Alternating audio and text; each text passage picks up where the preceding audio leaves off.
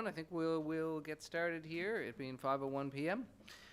So this evening we have 3 meetings. We have a planning board meeting, we have a committee of the whole meeting, and we have a special council meeting. They follow in that order on the agenda here, but I think what we'll end up doing is probably doing the special council meeting second. We'll sort of see how we go for this planning board discussion first, because the special council meeting has a start date time of 6 p.m. So begin to call the planning board meeting to order as of April 2nd, 2024 here at the City of Summerside. Begin with a call for a motion to approve the agenda as presented for the planning board meeting. That would be from a member of planning board. Councillor Morrison, second. Councillor Snow, all in favor, please indicate by saying aye. Any opposed or changes? Hearing none, we will proceed with the planning board agenda as is.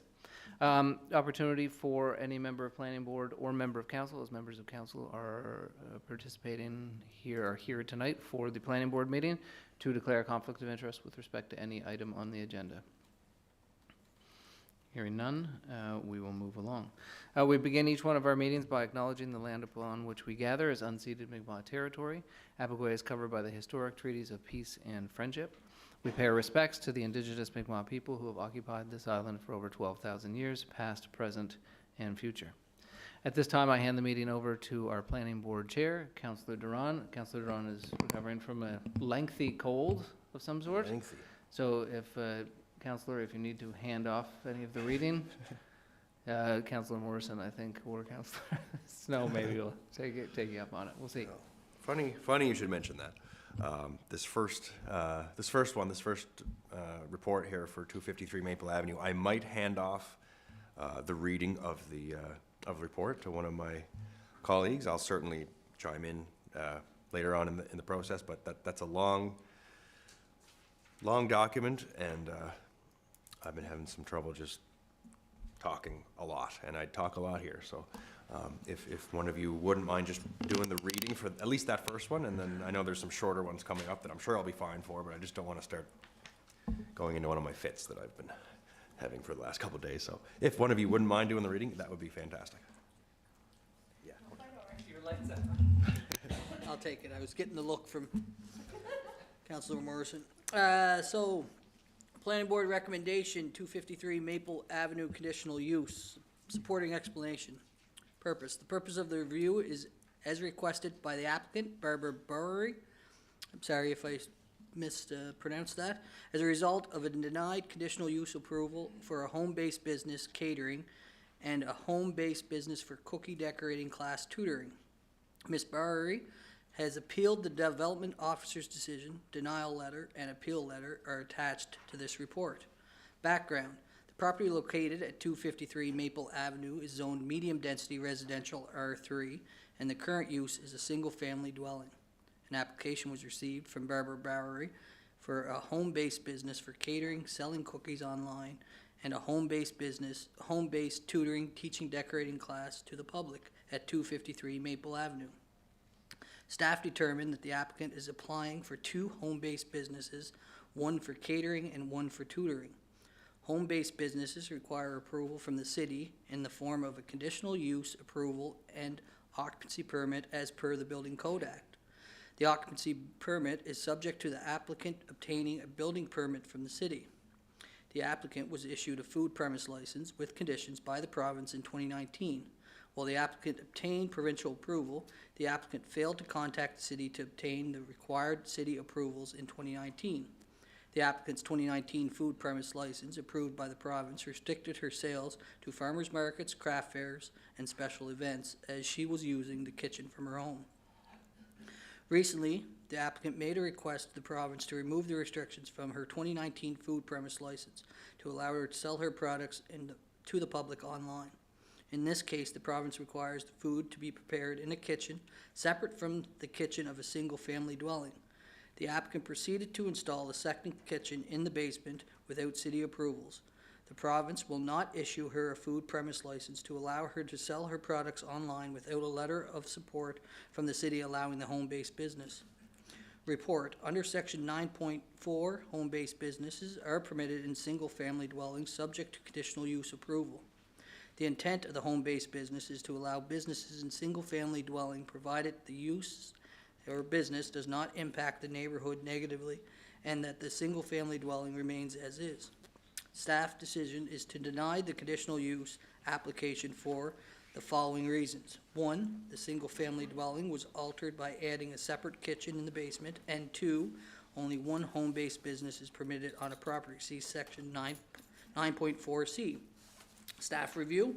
Staff denied the application for conditional use approvals for 2 home-based businesses, catering and tutoring, at 253 Maple Avenue, as the proposed catering use does not meet the intent of the home-based business, and the proposed tutoring use does not meet the criteria for a second home-based business.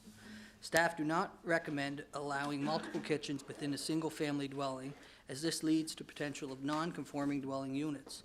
Non-conforming dwelling units are usually constructed without approvals and permits, and in most cases do not meet the requirements under the Building Code Act. As per section 5.14C of the zoning bylaw, the planning board shall make recommendations on this application before it is approved or denied. A, an applicant who is denied a conditional use permit by development officer, either respect of a new permit for a home-based business or a renewal, reassignment, or amendment of any existing permit, may request in writing within 21 days of the decision for the application to be reviewed by council. Council, after hearing the recommendation of the planning board, may approve or deny the permit. The planning board recommendation, whether carried or defeated, will be brought forward to council for a final decision. So, planning board recommendation, the application from Barbara Brewery, a conditional use approval for proposed home-based business catering and tutoring at 253 Maple Avenue be recommended to be approved by council. So, at this point, I think we open it up for any questions, comments from councillors. Whoever made that noise, by all means, go ahead. Oh, that's me. You can't see me.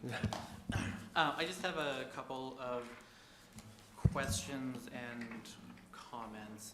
I guess I want to start off by saying that I understand why this was denied. I mean, it makes sense when it doesn't kind of fit into the bylaw. I do have a problem with that it doesn't fit into the bylaw. I think that maybe we should be looking at that. When we say that she's applying for 2 separate, I guess, business permits, really. I find that a little confusing. I was thinking of it today, like if I wanted to work as a massage therapist from home, which I can do that under the conditional use, complementary to my services, I could offer a stretching class as a modality for those patients coming to see me. Are you then telling me that and that falls within my scope of practice, would I also need a second permit for that as well? Because to me, like you're baking cookies, you're having people come in to decorate the cookies. It's a complementary thing to the baking. And I just wanted a little clarification on why they would be 2 separate businesses instead of one business.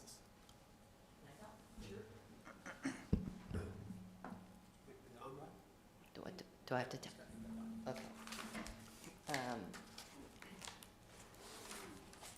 So as to the why, Nick, I can only tell you what the bylaw says. I don't know the logic behind it. And what it says is, as one of the, I think there's 12 different hoops you have to jump through, is one home-based business may be allowed in a single-family dwelling and or its accessory buildings. And the one home-based business must be one of the businesses named in section 9.4 under eligible home-based businesses. So if you were fortunate enough to have a business that fit into here, and your business offered kind of a number of different services within that, business, you would be allowed, as far as I'm concerned. I think the bigger issue is that the businesses in issue, or the business, doesn't fall within any of the enumerated Yeah. businesses. Perfect. So Yeah. the one or two, Is because neither of them fit in to the bylaw. correct? Yeah. I have a couple more things to say, and I'm going to pretty much guarantee that the answer is going to be very similar, that it just doesn't fit within the bylaw. Yeah. There were a couple of things that I noticed, when we go into the report, that it doesn't, I have to make sure that it doesn't impact the neighborhood negatively, and the single-family dwelling remains as is. I think for this particular one, she's been operating, it obviously is not affecting the neighborhood at all. There's been no complaints about it, and when it says, the family dwelling remains as is, and then under that we have that the single family dwelling was altered by adding a separate kitchen in the basement. That statement is not correct, because if you go back and look Understood. at Yeah. the listing, there's Yeah. already a previous kitchen in there.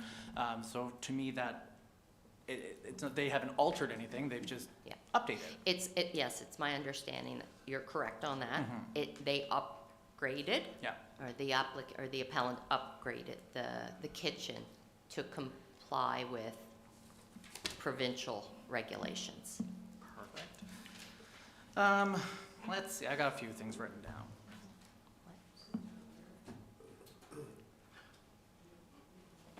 It's in all the documents that she provided us. So Aaron's saying in the background here, the city doesn't have any documents showing that house, 253 or Maple, Yep. has a second kitchen in the premises. So whenever that occurred in time, there was never any application to the city to make that modification to the property. And then under the non-conforming use, it does state that if it is before the date of when the bylaw came into effect, which is 2018, if that kitchen was there, then it could still operate as non-conforming. Is that correct? I'm gonna leave that one to Linda, and she's saying yes, that's correct. Okay. And I guess lastly, and I will put this out for other councillors, is through this process, I've done some research in other municipalities that also have bylaws for home-based businesses. I found 3 municipalities in the Maritimes that are similar size to us, that these businesses could operate, no questions asked. It would still go through a development officer, but it's way less stringent. It's not telling you can only have these 11 things, and if you don't fit in it, you can't have it. I will circulate that around so everyone can see that, because I think that's really important that we all understand that, we're limiting our growth by limiting home-based businesses. Those businesses are crucial to our economic development. Those are businesses that if we give them the chance to grow, they will go out to the community, and they'll rent a space, and we'll have viable businesses. Not everyone has the financial means to just go out and rent someplace. It's a big risk. So if you can start in home, I think that it's a smart way to go. And I would just hope that the rest of council will really take that into consideration when we vote on this in a couple of weeks. Because I do think that there's a space for business like this in Summerside. If I might add, we did go back, and I don't have the numbers here, but I can forward them to you. In the last 5 years, we do get a number of these requests. We do approve, and we are supporting home-based businesses. I think the numbers were something like 10 to 15 for the first couple of years. In the last 2 or 3 years, we've been receiving probably 20 of these a year. So it's not like we're not promoting these or supporting them. There is a lot of them happening, and out of those 20, I think only a couple each year are denied based on the criteria. So there probably is 15 to 20 of these businesses that are coming forward and are being supported to hopefully either start, grow, incubate, and go on to potentially, or they may just stay as a home-based business. But there is, whether you're aware or not, you would not have seen them, but 20 of these a year probably have been happening in the last 5 years. Good. Yeah, and like I said, I think that, from the very beginning here, I think that a lot of the things that I'm gonna bring up, that they just don't fit into the bylaw, and that, I think that your guys' job was done exactly how it should be as per the bylaws, and it makes sense as to how we came to where we are. I just think that there's information that, people should look at from other municipalities, and perhaps this bylaws should be looked at through the standing committee and amended and changed. That would be my suggestion. I would hope that other members of council would agree with that. That's all I have. Did you have something? No, I know, I'm just Councillor making Gallant's sure like you're gonna one. take over. I will, yeah. Okay. Yeah, and then I'll probably hand it back to you. Councillor Gallant. Well, I'm pretty much going to repeat what Councillor Cameron said. I'm 100% for home-based businesses. I've had a home-based business for well over 20 years. And I would like to see an amendment to the home-based business criteria here, because catering and tutoring, and they kind of go hand in hand when you're talking about catering and decorating. Like, one is kind of like the other, basically. And as long as everything is in place through the Department of Health and all the documents are where they're supposed to be and signed, like, home-based businesses are a big deal, and we need to keep them in our community. First of all, I just wanted to thank, I know when people apply, whether it's for things like this or rezonings, and sometimes they feel like they might be roadblocked or you know, what have you, by staff, but I want to first just make a sort of a blanket thank you to staff, because you guys are enforcing the policies that we as council put into place. Like, I know, we all know you're not there to, you know, be confrontational. You're enforcing what we ask you to enforce, so there's no, you know, there's no question there. My initial reaction when I heard of this, it was before, you know, the meeting package came out. It was, you know, through social media. So when I first heard of it, without knowing all the details, my initial thoughts were, you know, we have somebody here, really two people, Barbara and then later on Jennifer, who are trying to be as legitimate as they can. They're going through all the steps, all the applications, and I'm sure they're paying fees in some cases and doing what they need to do. And yet you have people out there that are doing similar things anyway, and they're getting away with it, and they're, you know, cash in, cash out, and we don't hear them. So I know we're going to be taking a look soon at, you know, in-law suites and secondary suites and that sort of thing, where we'll be looking at having second kitchens and all of that being allowed as of right. So I feel like in this particular one, having the second kitchen is seems to be one of the big issues, but I feel like since we're moving that way anyway, that I really think we need to look at including some of these home-based businesses in there as well. Like I'm supportive of letting the applicant, you know, go through their denial and like I'm recommending, at least I'll move it, that we do approve the application. Just because I feel like we're going that way with the secondary suites, and I know there's other things in here, but they're just clearly trying to do it legitimately and above board and signing where they need to sign, and it's just, I don't think it's fair for all those other people that are out there doing it anyway, where this is such a minimal thing that, I don't know, I'm certainly willing to listen to all sides, but just my initial reaction, and even after reading through the you know, our own bylaws and rules, like I really feel like this is something we need to allow, but yeah, willing to listen for sure. That's where I stand on it anyway. Okay, thank you. First of all, I apologize for being late. I was coming from another meeting. I read all of the information, the supporting explanation. I think, you know, it's very well done. There's a lot of good information. I'm neither against or for. I think it's a very well explained purpose that the applicants have.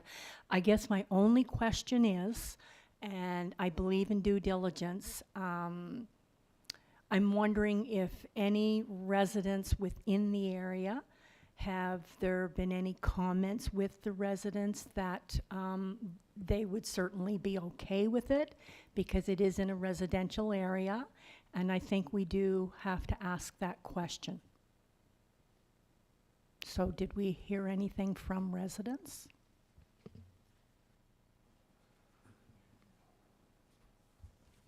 In this case, there's no requirement for a notification, so the public wouldn't be aware.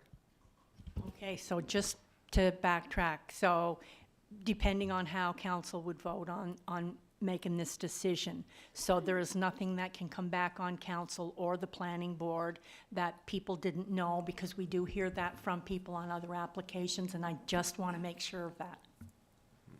I know in general, just looking through social media, I mean, how much faith can you put in that? But I know there's a lot of neighbors that are in support of these two particular ones. I mean, obviously you go case by case, but, yeah. Sorry, Linda, I know you were gonna. I guess no notification was provided, so we can't say that you're not gonna get any backlash from people that if it gets approved, right?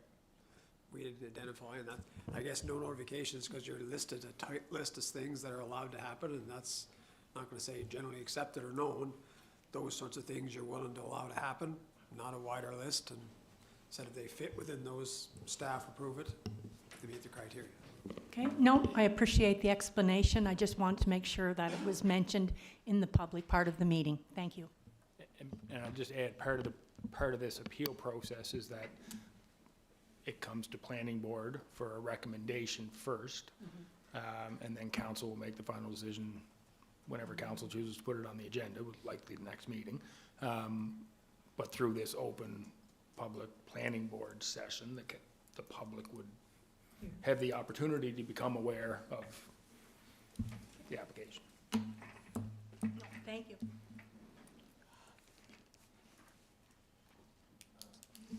Thank you. So Norma's questions, and then a couple things in here sort of made me question a few things. So where the public is not made aware, is it safe to say, so when staff decision to deny the conditional use, there's two reasons. If you pulled one of those reasons away, would staff approve it, or is just one of those reasons enough that you wouldn't approve it? I'm going to jump in here, Corey, because I'm actually, not that I'm against the decisions that were made, or it's more the reasoning. I think the reasoning should be based upon the strict language that's in the actual bylaw, and that the applicant's applications don't fall within the terms within the bylaw, and that in order to go outside that, you either need to amend the bylaw and the terms and what the definitions for the home-based businesses are to actually include them. So I don't think that modifying what the development officer has said changes the fact that neither of these two businesses fall within the definitions within the home-based business conditional use. So neither one of the businesses fall under the eligible home-based business? Correct. So there are only, Gordon had asked me to do some research and prepare some information for council for this evening. I wonder if it might be helpful to actually provide that information. So, first of all, both appellants submitted applications to the city for conditional use permits for home-based businesses to permit their practice and intention of baking goods in their homes and offering those goods for sale. And the city zoning bylaw is very specific in its direction around what conditional uses may be permitted for home-based businesses. And I stress the may bit because it's not must, but it's may. It's specifically in the definition of conditional use, which means a use which may be allowed subject to the development officer approving a permit with attached conditions on the performing use. So section 9 sets out, deals with conditional uses, and 9.4 sets out the rules for approval of home-based businesses. And in order to run a business from one's homes, these rules must be followed. So firstly, a home-based business may be allowed as an accessory use to a single-family residential dwelling in any zone. Only subject to a conditional use permit, and the business must be an eligible home-based business. So you've got those two hurdles. And in my opinion, for an applicant to successfully get to the hurdle of potentially being granted a conditional use permit for a home-based business, the business must fit within the named eligible home-based businesses. And this list is very limited. There's no flexibility.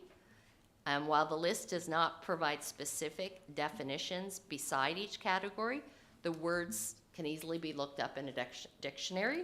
So the businesses in issue here, the business in the list that most closely relates to the appellant's businesses of selling their own baked goods is caterer. And the word caterer appears in its own category with the words, but no retail sales on the premises.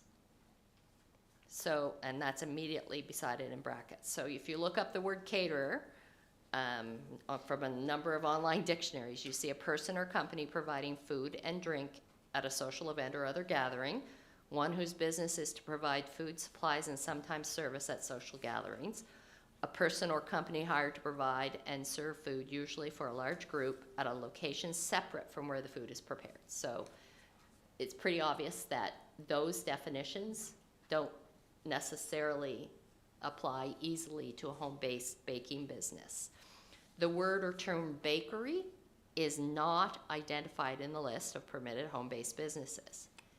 It is, however, defined and identified in the bylaw at Section 2, zoning definitions, as meaning an establishment that produces and sells flour-based food baked in an oven, such as bread, cookies, cakes, pastries, and pies. Some bakeries may serve cooked meals for takeout.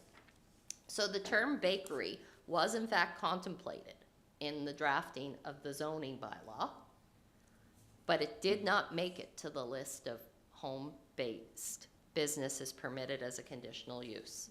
So from that, we can probably surmise that the business of a bakery was contemplated for commercial zones only. Having said that, if we were to stretch the term caterer, which I understand in practice has occurred in the past, there are still hurdles that must be crossed. So as previously mentioned, home-based caterers are not permitted to have any retail sales on the premises. How then would this conditional use permit allow for sales of the baked goods through social media? It seems clear that the intent for this approved home-based business is very limited. It does not appear to permit picking up purchased baked goods from home-based businesses, nor in my view would it permit shipping baked product from the home to customers. So for those that do meet the hurdle of falling into one of the very specific named businesses in section 9.1.4, there are still, as I indicated to Nick, other requirements that must be met. And that leads me to the next part of the discussion, which is the fact that home-based businesses may be subject to conditions under the Summerside Building Bylaw.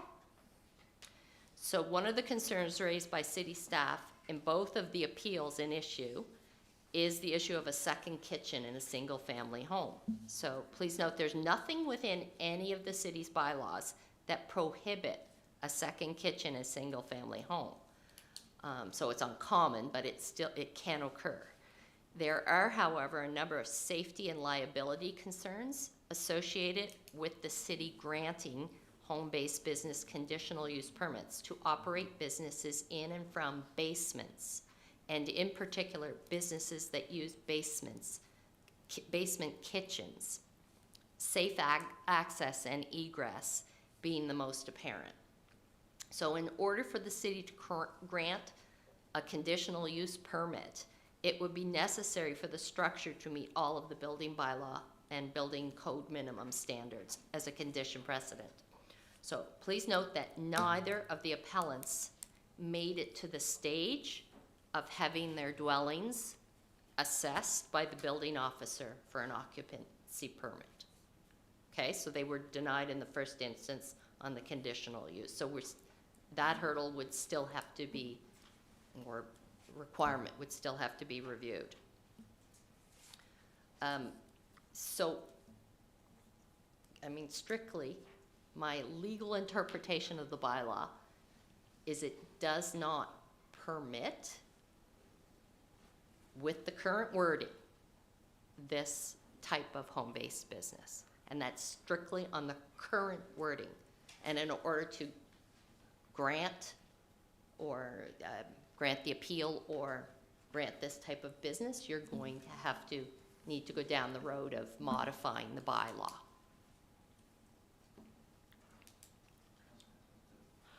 Can I say a few more things Yeah, can I just quickly? ask a quick question, just Yeah. on the point where you're still on it? Yeah. So, Steph, Aaron, you had said there are 15 to 20 approximately home-based businesses approved per year, and all of those then have received, have required occupancy permits? That's my understanding. I didn't review them all, yeah. Okay, they have?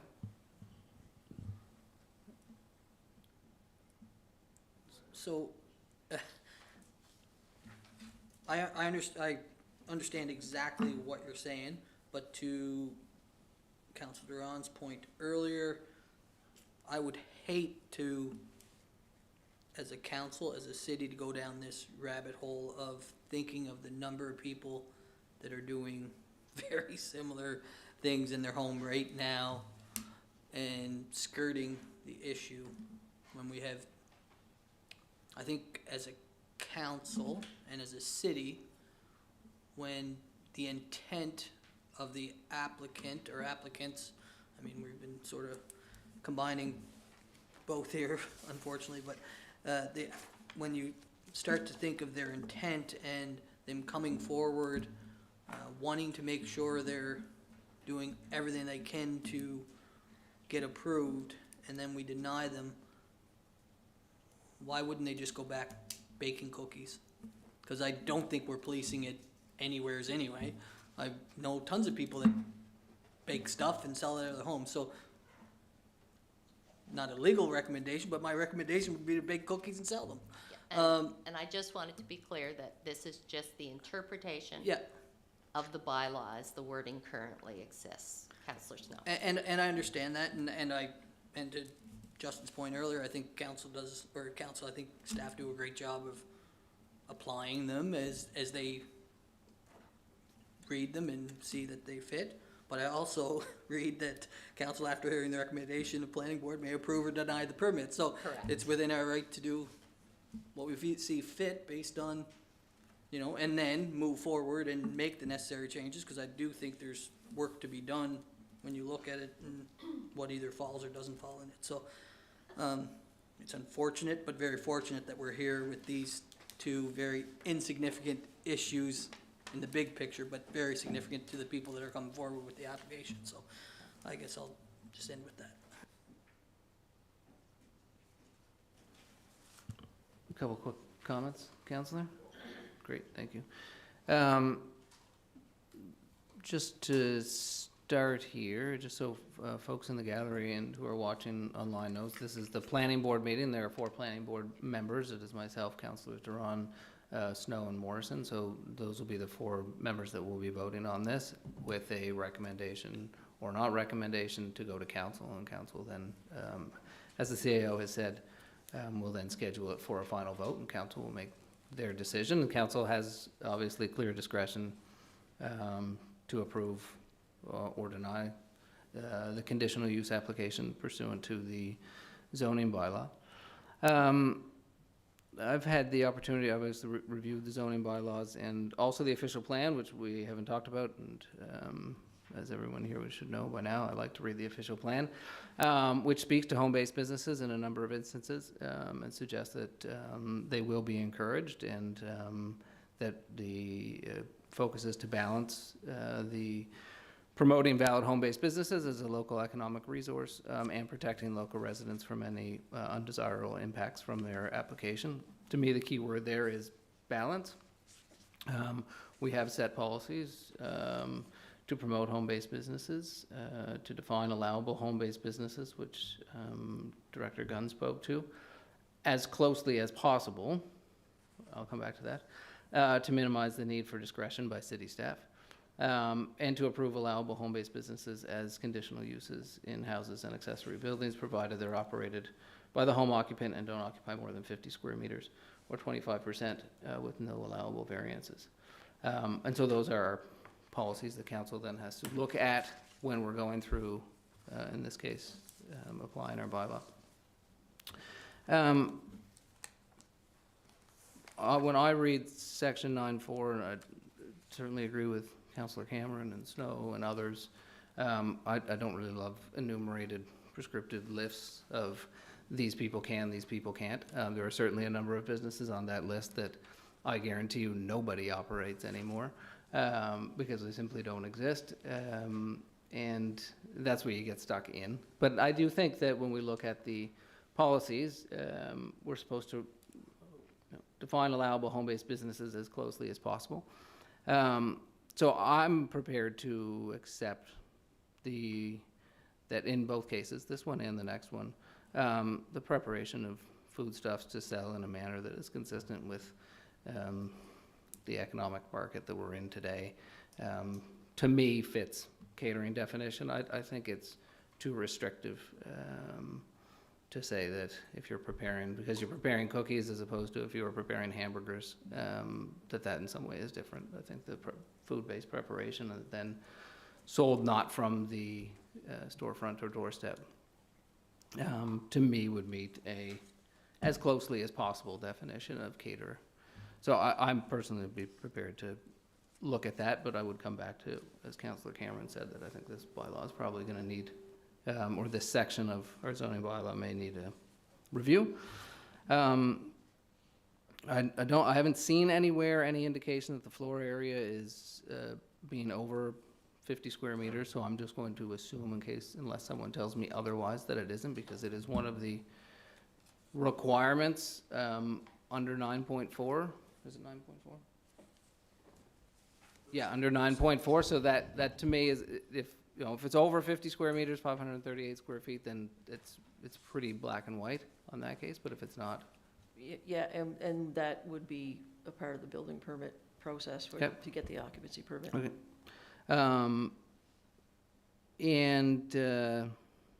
I did read the staff note here and do appreciate all the work that staff's done, Kendra and Linda and Aaron. But again, back to Councillor Cameron's comments, I see this as one business. I don't see this as two businesses of own businesses before and businesses. Those are closely enough related that it's not as though they're selling mutual funds here and baking cookies. I think those are both within the same scope of a business, and is entirely reasonable for any business. And I'd certainly encourage all businesses to look for alternative and creative ways to generate more revenue, especially if they're selling things outside of the province and bringing dollars back to it. So for me, overall, I think it passes the steps in section 9.4. I don't see anything in there that, in my opinion at least, would restrict it. And I guess we're into a space where people can have differences of opinions, which is why we are here. I also just try and draw back to we have the letter to the appellant here. And the reason for the denial is, I think, the last sentence in the third paragraph: a home-based business for catering under the city bylaws requires the foods be prepared in the kitchen of a single-family home, and the goods are limited to be sold at craft fairs, special events, or farmers market. So that, to me, is what the appellant is appealing here. The appellant is not appealing whether it's one or two businesses, or only one home business, or the single-family dwelling was altered. But from a procedural side, when someone, they're appealing the reasons of the decision, or is what they're appealing. In this case, I think it's a little bit unfair for the appellant to be now having to appeal what they weren't given as the reason for the denial. So the reasons for the denial should either just be more robust in order to provide the appellant with the procedural fairness that I think they're entitled to. And then I had a couple of quick questions. There's mention here, single-family dwelling has to remain as is. Is that a policy or guidance, or what does that mean? speak to it basically as an intent. I guess, if I asked you what a single-family dwelling was, we don't have a set definition that says it can't have one kitchen, but most likely you would say a kitchen, a living space, bedrooms, bathrooms. I guess just as an example, we've probably in the last 5 years have issued 108 permits for single-family dwellings. None of them have 2 kitchens. So that's just basically I guess a definition that we've come to understand as one dwelling unit, one kitchen. And I guess we could add to it that if someone has 2 kitchens in their home, they're also billed differently through our utilities. And if somebody wants to change that billing, they have to decommission one of the kitchens. Sorry, I didn't follow that second part. So for example, if you have your home and you have a secondary suite in the basement, okay, we'll say it's in the basement, if you no longer want to be charged 2 services at that dwelling, you have to decommission one of the kitchens. But if I had a bar and that- fridges in my garage, that's not a. Okay. Correct. And a Correct. barbecue and, you know, I guess there are people who do have 2 kitchens for a variety of different reasons, whether you're trying to. When we have dealt with non-conforming, Kristen, correct me if I'm wrong, when we've dealt with non-conforming secondary use suites, and someone's bought a property and said, well, why am I being charged these 2 service charges? The answer's been because you have this secondary suite. And what's been deemed acceptable to say, no, I don't have the secondary suite, is when they cut off the services to basically the fridge and the stove. So that's. Right, but if I wanted to put a second kitchen in my house, I would still be conforming to our zoning bylaws, right? Like, non-conforming would be non-conforming to the zoning, to the land use, not to the number of kitchens. If I want to turn all my bedrooms into kitchens, I can do that. They're built as long As long as as they're they built meet to the building code, code. yeah, Yeah. okay. And I'm not planning on doing that, so I don't wanna scare my wife or children. But I'd love to have a second kitchen, to be honest with you.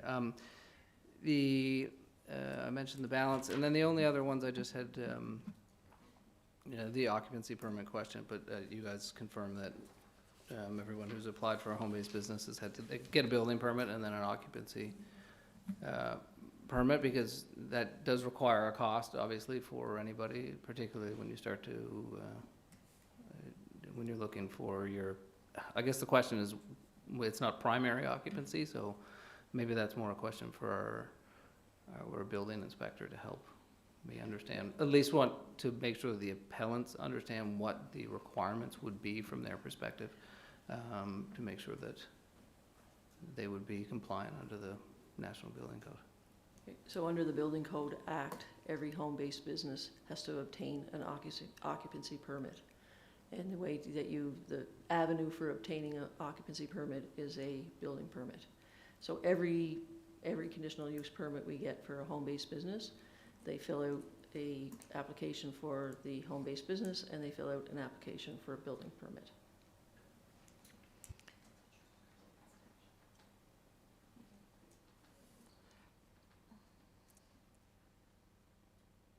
Can I just ask a quick question? So if somebody's doing a new build and they're doing like a kosher kitchen, it's separate, but it's in one area, but it doesn't have to all be in one area. It can be in 2, like a kosher kitchen is sort of 2 kitchens in one. Like, where do we draw the line between what, it's very foggy to me, I guess, if you were to do something like, say, like, it just came to mind because I watched a documentary on it the other day, and I thought that's so interesting, and then they were talking about people building new houses, and some of them are building 2 kitchens in one area, or some of them are building them like separately. So what would we do if somebody was building a house and they wanted a kosher kitchen, but they didn't want it together? We're not saying that you can't have a second kitchen. I Right. guess the intent is we're dealing with a home-based business here. And in fairness, with the provincial regulations, which I know we don't govern that, but the provincial regulations, their home base, or their food premise license, when they can cook the food, or what have you, in their own kitchen, it requires, that's a certain level. They can cook that in their kitchen. As soon as they move beyond that, and somewhere the province says, okay, now you have to have a separate kitchen, so it's like they draw a line as well as to what's a home-based business and what becomes commercial, as you need another cooking area. So when you say beyond that, you mean when they're selling foodstuffs over provincial borders? Is that what you- Once they, from my understanding, Yeah. in speaking with the province, as soon as the goods are to be retailed, whether it's online or in a store, they require a second kitchen so that there's no cross-contamination of food. I know it's the same food, it's cookies or cookies, but again, they do draw a line somewhere to say, okay, this is acceptable for home-based, and this is another level where you have to put a second kitchen in for that type of use when you start retailing. I think there's also things where like they have to label food and get into some of those conditions as well. And in both of these cases, the applicants are taking what the province is requesting of them, and they're conforming, correct? Like they're in pretty much every case, okay. So I guess where we go from here, oh, Councillor Gallant? Sorry, Yeah, spoke, you can't see I me. see, Eric. I just wanted to go back to the definition of a single-family dwelling. Much to what Councillor Adams was saying, I think that from this organization, that has struck something large with me. We have a vast number of people who are coming into this community who are not born here. Your definition of a single-family dwelling is a definition of someone who was born in this country, who is of the same culture, same religion. I think that if we are going to say that people are going to be charged double for having 2 kitchens in their home, then we definitely need to have a definition of that, because there are multiple people whose cultures and religion allow them or want them to have 2 kitchens. And if we are charging those people twice the amount of money because that's what their religion dictates, I personally do not think that is fair. Yeah, and just to jump in there for 1 second, we don't charge, it's the electric service, utility. yes. It's when there's multiple, like, family A is upstairs and they're renting their downstairs apartment to renter B or family B or whatever. It's not one family unit or one household unit, right? We Okay, don't then charge 2 Then electric rates. I don't think that was very clear with what you were saying, because to me, it was if you have 2 kitchens in your home, then you're being charged No, double utility. no, that's why I'm trying to clear it up. So It's, separate units within the Correct. home. Okay. so if a house has a secondary suite, then they are charged, and there will be 2 meters, and they're charged 2 separate service charges. If you So- have, So like Mayor Kuchar said, if he wanted to change every single bedroom to a kitchen in his Correct. house, he will still be charged one service one charge, service correct, charge. correct. But if he wants to create a conforming secondary suite in his home and put in a second kitchen, then that conforming secondary suite would have its own electric utility bill and would have a second charge. Okay. I still really do think that we need to look at a definition for single-family dwelling, because I mean, my definition would have been the exact same as yours. We've got a kitchen, we've got a living room, we've got a bathroom, maybe more, we've got a couple bedrooms. That would be my definition as well, but I don't think that that is a very clear definition with the amount of people who are coming into our city. I will add, one of the updates that will come to council over the next month or 2 on some of the zoning and OP updates that we've been working on over the last few months do have updates to that language that is attempting to be more inclusive. Good. So, To hear it. Thanks. So going forward with this and later another application specifically, I guess just to move things along, obviously we had a discussion. And, as far as being chair of planning board, I will move this recommendation to council. We'll see where that takes us. Go ahead, Deputy Mayor, yeah? Oh, seconded by Deputy Mayor Snow, okay. I'll read the recommendation just because we had quite a lengthy chat. The application from Barbara Borowy for conditional use approval for proposed home-based business catering and tutoring at 253 Maple Avenue be recommended to be approved by council. So moved by myself and seconded by Deputy Mayor Snow. This is just for planning board. Council will make its decision at the next full council meeting. Mayor? Yeah, Chair, I'm just wondering if we can strike catering and tutoring because they're one unnecessary and we wouldn't normally put the specifics in. Yeah, sure, okay.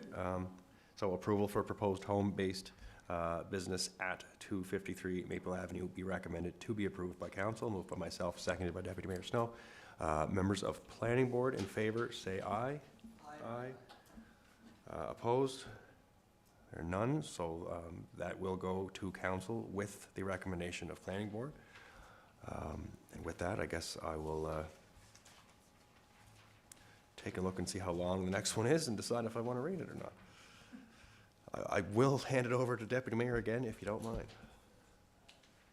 I mean, this is similar, it'll be probably the exact same wording and likely won't need the same discussion because I think we were sort of grouping the two into the same discussion, but I'll hand it over to you, Deputy Mayor.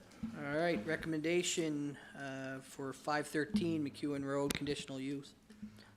Supporting explanation. Purpose. The purpose of this review is as requested by the applicant, Jennifer Fraser, as a result of a denied conditional use approval for a home-based business catering.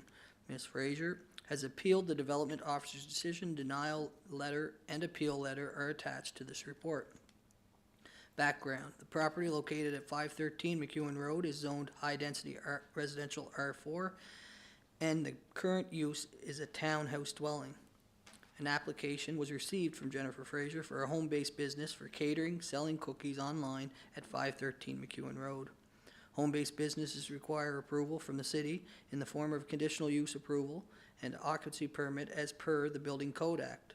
The occupancy permit is subject to the applicant obtaining a building permit from the city. Recently, the applicant applied for a food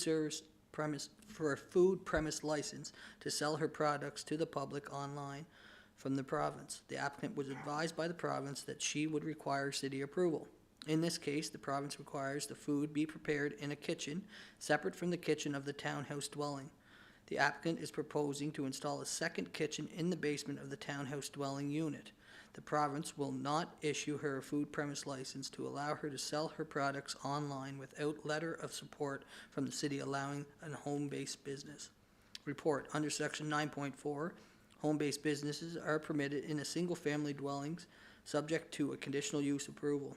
The intent of the home-based business is to allow businesses in a single-family dwelling, provided the use/business doesn't impact the neighborhood negatively, and that the single-family dwelling remains as is.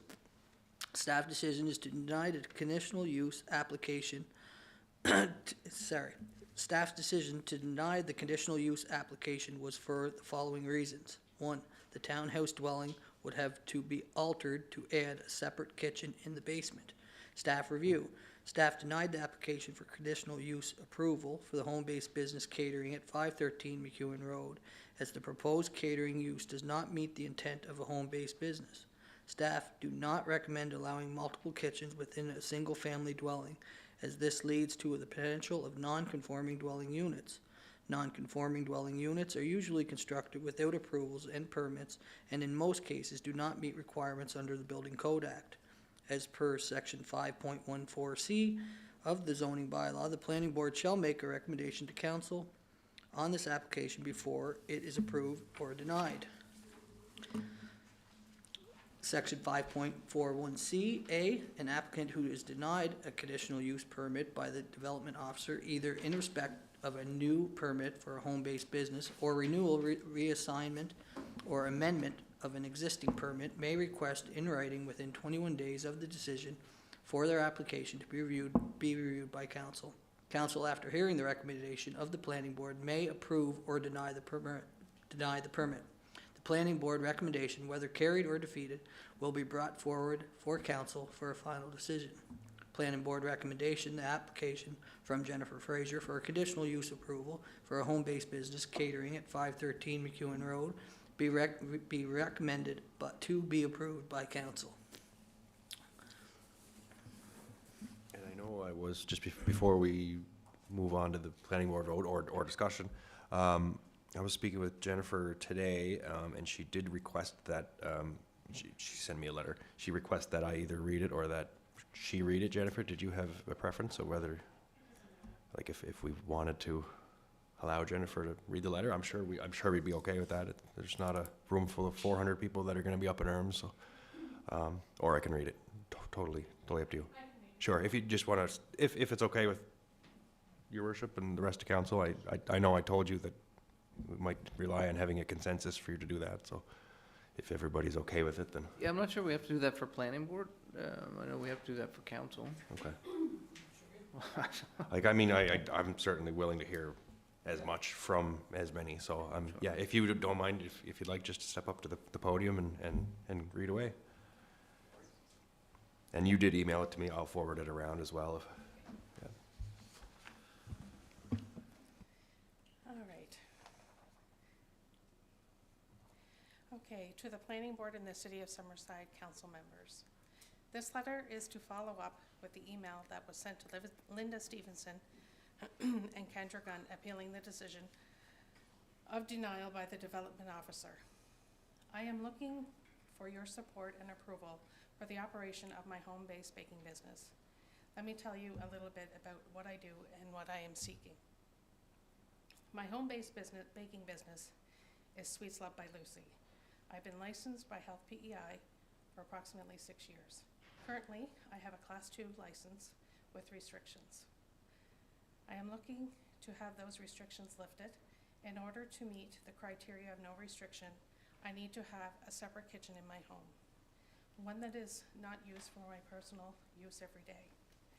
Having a separate kitchen will lift the restrictions and allow me to advertise on social media, communicate with potential customers, and allow pickups at my door. I have sought the approval from my landlord to have a separate kitchen in my basement. He has agreed, and his contractors, when they built the unit, installed the plumbing to have a kitchen sink. Attached to this letter, I've put in the attached to the letter, the conditions and the designation from the agent and building permit information form signed by myself and the landlord. My business is simple. I want to use social media to advertise what I can do, let potential customers know what is available for pre-orders on special occasions, example Mother's Day, Father's Day, graduation, Easter, Christmas. It will also provide an outlet for me to communicate with potential customers in fulfilling their custom order for their special events. My business will fit seamlessly in with the neighborhood as demonstrated below. There are no hours of operation as it is not a storefront.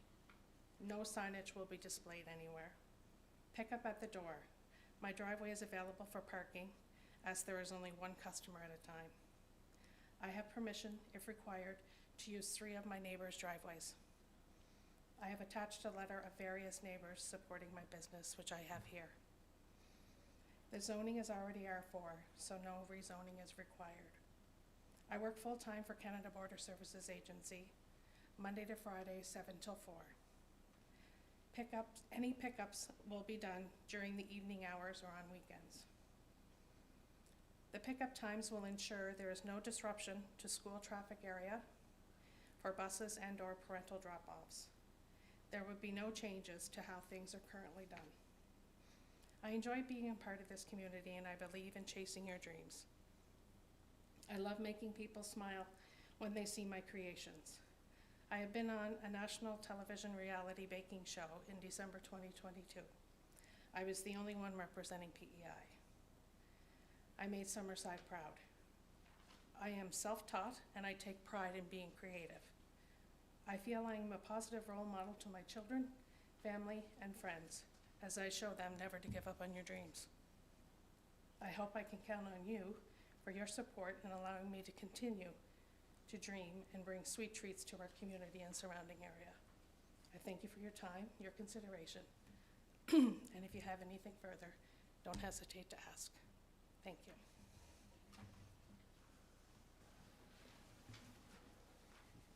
Okay, thank you very much. Anyone have any else to add, or we can just move on?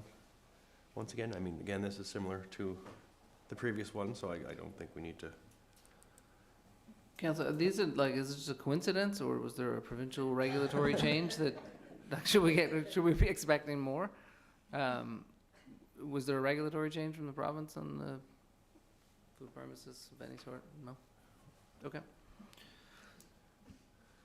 Couple of competitors wanting to get out ahead of each other. Yeah, so, I mean, like the other one, it's just as someone on the planning board, I will move this and ask for a seconder, Councillor Morrison. The application, sorry, Deputy Mayor, go ahead. I guess the one question, would be for staff. Do staff see a difference between either one of these applications? Because we as we started the first round, we referenced the second one. So I assume they sort of align very similar together. They do. The only difference I would see is you're dealing with one as a single-family home and the other is a townhouse that's rented, just Okay. for information purposes. Yeah, that's the only concern, Yeah. if there was any And difference both, in one application as opposed to the other, but that was my feeling, but I just wanted to make sure that staff. and both have fully conformed to the province's requests to date, or the province's requirements to date. Okay, so, yeah, the application from Jennifer Fraser for conditional use approval for a home-based business at 513 MacEwen Road be recommended to be approved by council. Again, just members of planning board in favor, say aye. Aye. And opposed? Hearing none. So that will be forwarded on to council as well with the recommendation of planning board.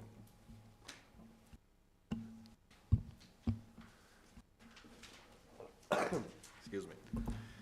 Still you, Councillor? Yeah. Yeah. Would you? Yeah, just, it's the reading that does it. You owe me. All right, planning board recommendation, 272 all-weather highway mobile sales establishment. Supporting explanation. Purpose, the purpose of the application is to allow a mobile sales establishment, Big Guy Burger and Fry, to operate at 272 all-weather highway. Background, the city has received an application from Corey Arsenault requesting approval to allow mobile sales establishment, Big Guy Burger and Fry, to operate at 272 all-weather highway, PID 1081520, weather permitting. Mr. Arsenault's proposed hours of operation are 11 a.m. to 7 p.m. Monday through Sunday. Mobile sales establishment means a business located in a motorized vehicle or movable structure that is towed or moved by motorized vehicle and where all the goods, wares, and foodstuffs are offered for sale are contained entirely within the motorized vehicle or movable structure, but does not include a lunch truck. Report under Section 3, City of Summerside Licensing Bylaw CS-21. The bylaw states the following. 13, mobile sales establishment license. A, any person or company seeking a license to operate a mobile sales establishment in the city shall make an application therefore to the council. B, licenses may be granted for a mobile sales establishment to conduct business or a maximum of 2 locations in the city, and each application shall be accompanied by a letter of permission from the owners of the property on which the mobile sales establishment will be located. C, council shall allow or refuse the application based upon considerations of safety, desirability, impact on established businesses in the city, public convenience, and such other considerations as it deems appropriate. D, council may attach terms and conditions to the approval of the license if granted, including but not limited to 1, hours and days of operation, 2, health code requirements, 3, litter control, 4, approved locations. E, the license for the mobile sales establishment shall be valid for a calendar year in which the application is made only. A new application is required to council for each calendar year. F, no appeal shall lie from a decision of council respecting to a mobile sales establishment license. Staff comments. Mr. Arsenault has obtained a written letter of permission from the property owner, Highcroft Farms, Inc. Recommendation, staff support the city granting a mobile sales establishment license to the applicant, Corey Arsenault, as this property is zoned agriculture with a restricted use approval for retail store. The planning board recommendation, whether carried or defeated, will be brought forward to council for final decision. Planning board recommendation, the application from Corey Arsenault to allow a mobile sales establishment, Big Guy Burger and Fry, to operate at 272 All-Weather Highway, be recommended to be approved by council.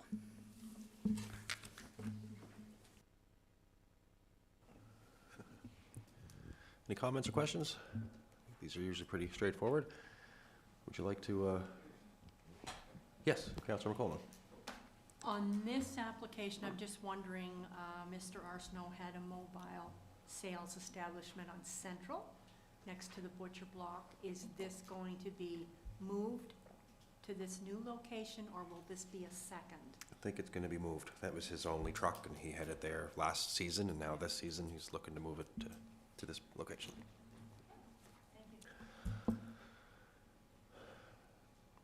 Planning board recommendation, the application from Corey Arsenault to allow a mobile sales establishment, Big Guy Burger and Fry, to operate at 272 All-Weather Highway, be recommended to be approved by council. Moved by Deputy Mayor Snow, seconded by Councillor Morrison. Members of the planning board in favor say aye. Aye. Opposed? There are none. I believe I have finished the You planning have? board meeting, and I will hand it over to Mayor Kutcher. Thank you, Councillor Duran. So with that, we will adjourn our planning board meeting of April 2nd, 2024. And we will move into our special council meeting, which was to start at 6 p.m., so we're 6:07. Is council okay just to continue? Okay, great. We've got the same folks, so we're all staying here. Great. So I'll call to order the special council meeting of April 2nd, 2024, here at 6:07 p.m. Motion to approve the special council meeting agenda as presented. Councillor McColeman? Councillor Gallant, all in favor, please indicate by saying aye. Any opposed? We'll continue with the agenda as presented. Opportunity for any member of council to declare a conflict of interest with respect to any item on the agenda. Hearing none, we will move on to item 4, 31 Glover Shore zoning amendment. I get to pass it back to you, Councillor Duran. Okay, thank you, Your Worship. I'll give it a shot. Background, an application was received from Mike Straw for PID number 652503. The purpose of the zoning amendment is to allow 2 dwelling units in the proposed R3 zone. The application was advertised in the March 15th edition of the Journal Pioneer, and letters were mailed to property owners within 60 meters or 200 feet of the subject properties. Explanation of the process. In order to process a zoning bylaw amendment, the following steps are required. Step 1, the zoning bylaw amendment is read a first time and declared as read at a first council meeting. Step 2, the zoning bylaw amendment is referred to planning board for review and recommendation. Steps 1 and 2 take place at the same meeting of council, and that is taking place this evening. Step 3, planning board reviews the applications and prepares a recommendation to council. Step 3 takes place at a planning board meeting, which will be on April 15th. Step 4, the zoning bylaw amendment is read a second time and declared as read at a second council meeting. And step 5, the zoning bylaw amendment is read to be adopted by council. The resolution will be either carried or defeated by vote of council. If the zoning bylaw amendment is adopted by council, it is sent to the Minister of Communities, Land and Environment for signature, and the amendment becomes official. Steps 4 and 5 take place at council's second meeting, which is on May 7th. Please note that in accordance with section 5.10 of the city zoning bylaw, any person who is dissatisfied by a decision of council in respect of the administration of this bylaw may appeal council's decision within 21 days to the Island Regulatory and Appeals Commission, IRAC. So single-family residential R1 zone, which is the current zone. The purpose of this zone is to provide for low-density, single-family housing and other compatible uses. Permitted uses, subject to bylaw requirements, include single-family dwelling, accessory building, or assisted living. Discretionary uses, subject to council approval, include medium childcare facilities. And conditional uses, subject to a development officer approval in the R1 zone, home-based business, secondary suite, or vacation rental properties. In the proposed zone, medium-density residential R3, the purpose of this zone is to provide for medium-density housing in the form of single-family, semi-detached duplex dwellings, townhouses, row houses, and other compatible uses. Permitted uses subject to bylaw requirements include single-family dwelling, duplex dwelling, assisted living, semi-detached dwelling, accessory building, or mobile home lawfully existing prior to 1999.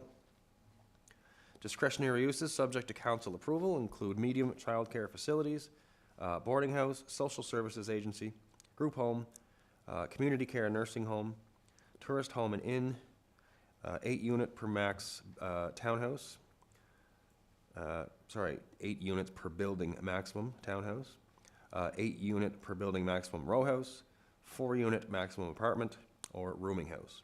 And conditional uses subject to a development officer approval include home-based business, secondary suite, and B&B and vacation rental property.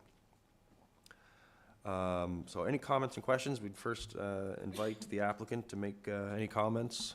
Mike Straw. Welcome to City Hall.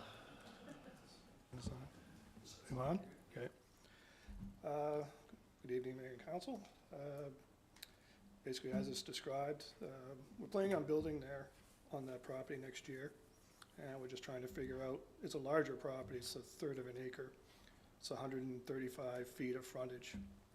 And before we jump in with both feet and build, we just want to make sure we're not putting ourselves into a spot where there's a potential to actually have another unit on the property, whether it's semi-detached or detached or duplex. That's basically what we just want to know at this point, whether it's a possibility with the R3 zoning, or if we're just going to be locked in with R1, we can put the building anywhere we want on the property and not get locked into it. That's basically the whole thing.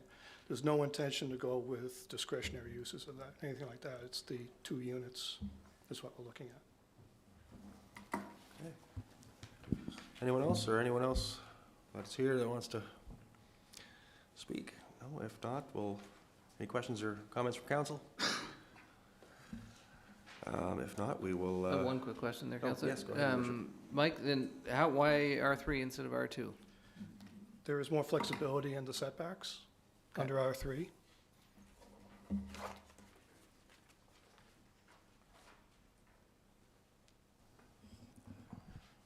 So with that, resolutions, COS 24-033, moved by myself and seconded by Councillor Gallant.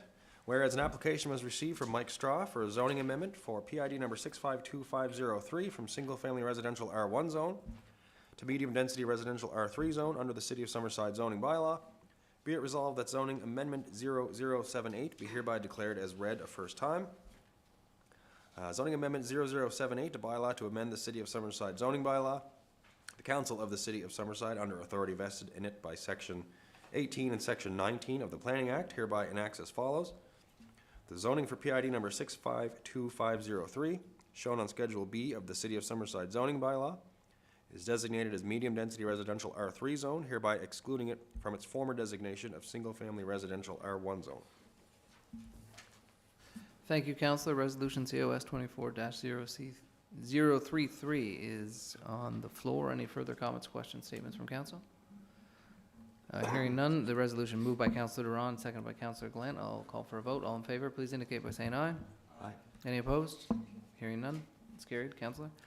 Resolution COS 24-034, moved by myself and seconded by Councillor Adams, whereas an application was received from Mike Straw for a zoning amendment for PID number 652503 from single-family residential R1 zone to medium-density residential R3 zone under the City of Summerside zoning bylaw, and whereas zoning bylaw amendment 0078, the bylaw to amend the City of Summerside zoning bylaw, was read and declared as read a first time at this council meeting.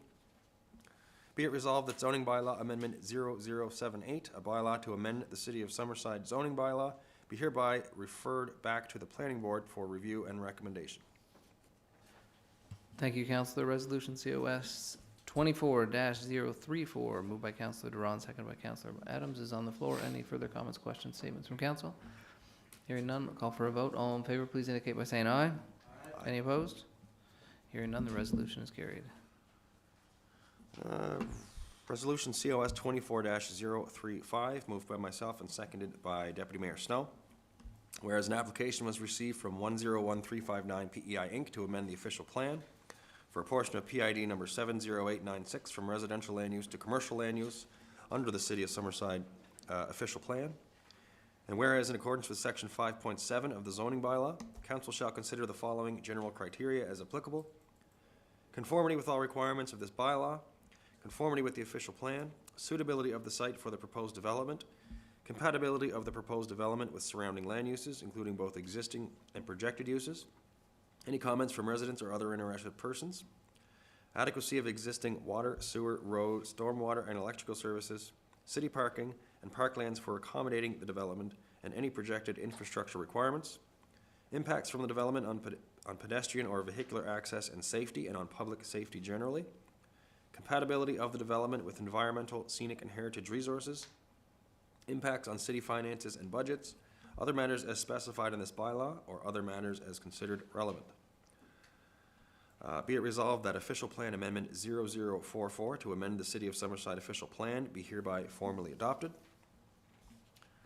This bears the recommendation of the planning board meeting held on March 13th, 2024. It says 2023. It was this year. Official plan amendment 0044 to amend the City of Summerside official plan. The Council of the City of Summerside, under authority vested in it by Section 18 of the Planning Act, hereby enacts as follows. The land use for PID number 70896, as shown on Schedule B of the future land use plan, is designated as commercial land use, hereby excluding it from its former designation of residential land use under the City of Summerside official plan. Thank you, Councillor. Resolution COS 24-035, moved by Councillor Duran, seconded by Councillor Snow, is on the floor. Any further comments, questions, statements from council? Hearing none, we'll call for a vote. All in favor, please indicate by saying aye. Any opposed? Hearing none, the resolution is carried. Resolution COS 24-036, moved by myself and seconded by Councillor Adams. Whereas an application was received from 101359 PEI Inc. for a zoning amendment for a portion of PID number 70896 from low-density mixed residential R2 zone to service commercial C2 zone under the City of Summerside zoning bylaw. And whereas zoning bylaw amendment 0045, a bylaw to amend the City of Summerside zoning bylaw, was read and declared as read a first time at the council meeting held on March 13th, 2024. And whereas in accordance with section 5.7 of the zoning bylaw, council shall consider the following general criteria as applicable: conformity with all requirements of this bylaw, conformity with the official plan, suitability of the site for the proposed development, compatibility of the proposed development with surrounding land uses, including both existing and projected uses, any comments from residents or other interested persons, adequacy of existing water, sewer, road, stormwater, and electrical services, city parking, and parklands for accommodating the development and any projected infrastructure requirements, impacts from the development on pedestrian or vehicular access and safety and on public safety generally, compatibility of the development with environmental, scenic, and heritage resources, impacts on city finances and budgets, other matters as specified in this bylaw, and other matters as considered relevant. Be it resolved that zoning amendment 0045, a bylaw to amend the City of Summerside zoning bylaw, be hereby declared as read a second time. This bears the recommendation of the planning board meeting held on March 18th, 2024. Zoning amendment 0045, a bylaw to amend the City of Summerside zoning bylaw. The Council of the City of Summerside, under authority vested in it by Section 18 and Section 19 of the Planning Act, hereby enacts as follows. The zoning for PID number 70896, shown on Schedule B of the City of Summerside zoning bylaw, is designated as Service Commercial C2 zone, hereby excluding it from its former designation of low-density mixed residential R2. Thank you, Councillor. Resolution COS 24-036, moved by Councillor Duran, seconded by Councillor Adams, is on the floor. Any further comments, questions, statements from council? Hearing none, we'll call for a vote. All in favor, please indicate by saying aye. Aye. Any opposed? Hearing none, the resolution's carried. Councillor, last one. All right, finally, COS 24-037, moved by myself and seconded by Councillor Morrison. Whereas an application was received from 101359 PEI Inc. for a zoning amendment for a portion of PID number 70896 from low-density mixed residential R2 zone to service commercial C2 zone under the City of Summerside zoning bylaw. And whereas zoning bylaw amendment 0045, a bylaw to amend the City of Summerside zoning bylaw, was read and declared as read at 2 separate meetings of council held on different days. Be it resolved that zoning bylaw amendment 0045, a bylaw to amend the City of Summerside zoning bylaw, be hereby formally adopted. Thank you, Councillor. Resolution COS 24-037, moved by Councillor Duran, seconded by Councillor Morrison, is on the floor. Any further comments, questions, statements from council? Hearing none, I'll call for a vote. All in favor, please indicate by saying aye. Aye. Any opposed? Hearing none, the resolution is carried. Thank you, Councillor. Thank you. And thanks for everybody's patience with my voice. Great. With that, we will adjourn our special council meeting and move into our committee of the whole meeting. Council, good to just continue? Great. I'll call to order the committee of the whole meeting of April 2nd, 2024 here in the city of Summerside. Can I get a motion to approve the agenda as presented? Mr. Mayor, there was one addition to the agenda. Thank you, Brian. One addition to the agenda? Oh, right. Okay, before I call for a motion, just propose an amendment to the agenda after 10, item 11, for an in-camera discussion with respect to CAO review.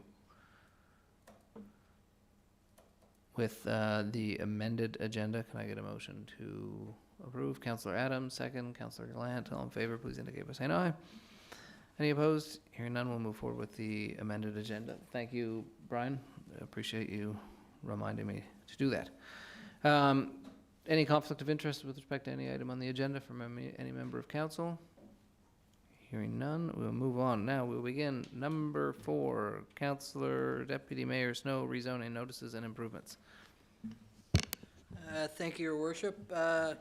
So we recently went through a couple of rezonings, and for the previous 4 years I was on council, and now this term as well, it's something that has continued to be brought forward from the public during any rezonings, whether or not they feel they're not getting notice of any rezoning applications effectively.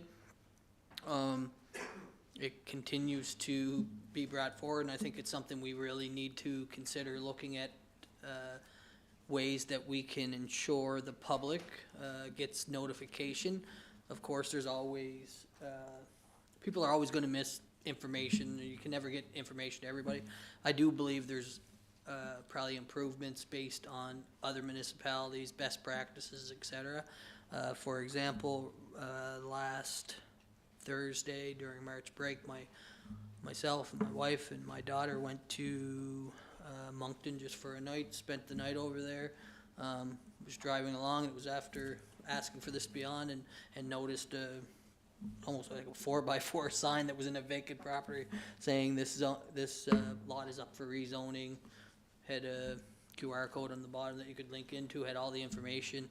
And that's just one municipality, and I'm sure if, as a council, one of our committees took this on to review, look at other best practices that are happening around municipalities throughout Canada and North America for that matter, and figure out a way that we can ensure the public gets the notice that they deserve, because I do think there are some gaps in either the way people get notified or how the information gets relayed. I think there's a few issues there just in the process. So I would like to see it be pushed to future committee to bring back recommendations.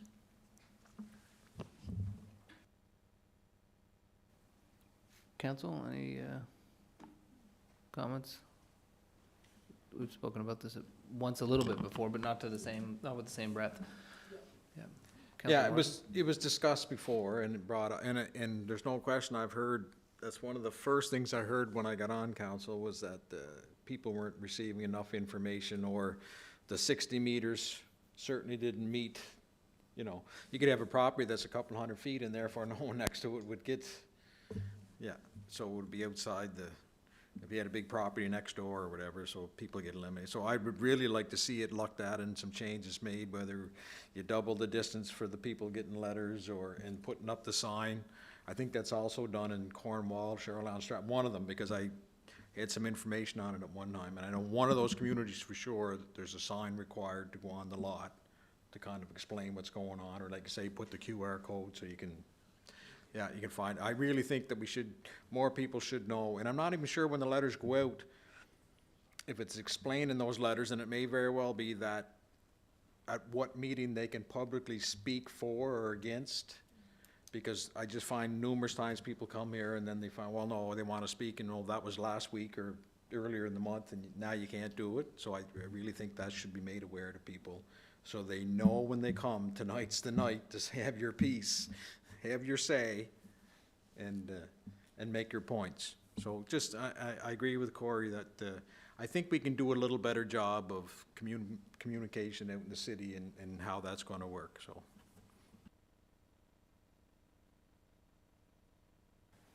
Deputy Mayor Snow, you propose to send that to standing committee for planning? Yeah, exactly. Yep. Okay. Back recommendations, council. Council with respect to distance and methods, potentially, look at it from a broad perspective? Council okay with that? Okay, so we'll send that to committee and come back. Thank you, Councillor Snow. Item 5, home-based businesses, Councillor Gallant. Well, I think we pretty much covered that.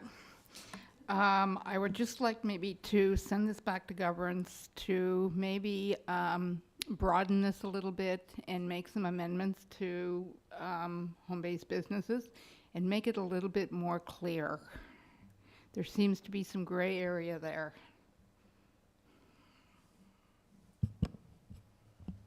I might add that will likely fall into the scope of work as we go through the OP and zoning review, so we can add that to the list of pieces to review during that process if the committee is accepting of that. Well, I kind of just want to add a piece to that as well. I kind of agree with Councillor Cameron with all of our new residents that are coming in. We need to kind of make things as clear as possible, especially with different nationalities that are coming to the province, so that they know what they can do and what they can't do.